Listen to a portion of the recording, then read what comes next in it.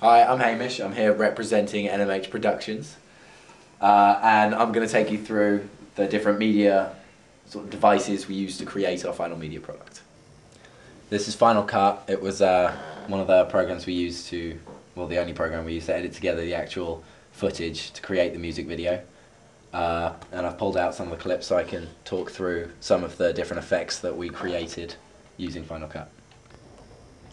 First effect we created was a sort of surreal, blurry and heightened coloured effect on some of the images to sort of enhance them in some way, and we did that using soft focus and colour balance. So if we put those on this image, then sort of filter them and change the amounts to what we wanted, and we went with generally a 5 on the amount, this around there, and then we increased the red and decreased the blue to create the orangey effect that you can now see here on our clips.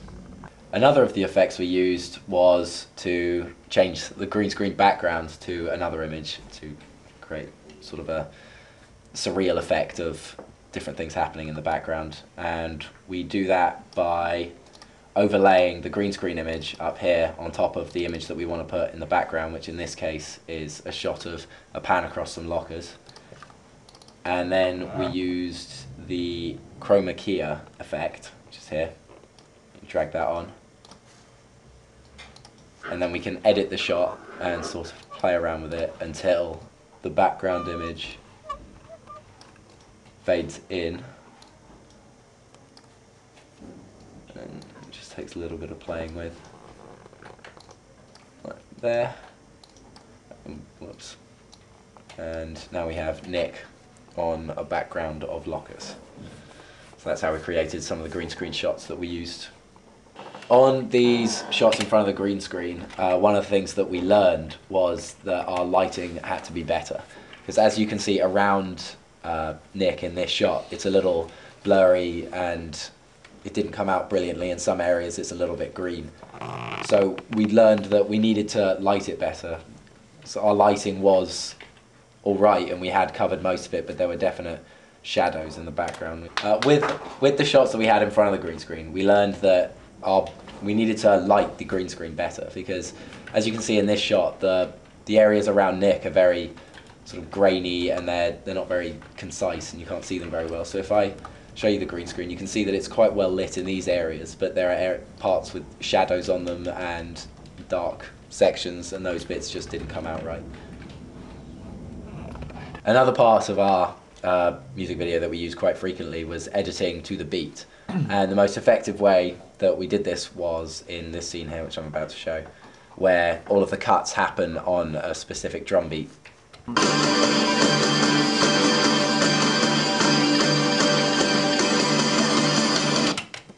So that was the clip that that shows best our editing to the beat, and the way that we put together all those shots was simply by using the cutting tool here and by cutting the shot at specific points when the beat occurred and copying and pasting so that in the end it flowed through like that. At the end of our music video we have a fade out, and the best way to do that is just to actually move the points of the colour in the video down until it fades to black. So this is what this clip would look like without a fade.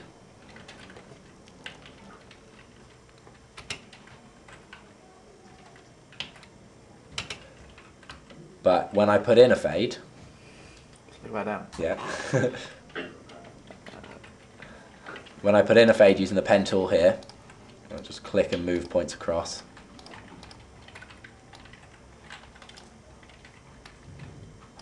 Like this. It creates the effect that the shot will actually fade out, like so. This is another bit of software that we used to help create our overall final media product. We used Photoshop to create the album cover, which is what you can see here. This is a preliminary album cover. We used tools like the crop function to select areas and move them around. We also used this line feature to input and insert the lines that you see all over the place, which relates to the England flag, which relates back to our genre of Britpop. We also inserted our own image that we created outside of Photoshop, which you can see here, which we made in Publisher and just put some different photos together, put lines in between them, imported it, and that's when you see that there. We used the website Blogger to document the entire experience of creating our media coursework. We have all of our textual analysis and everything else that we've done on there, and we think that it was very good.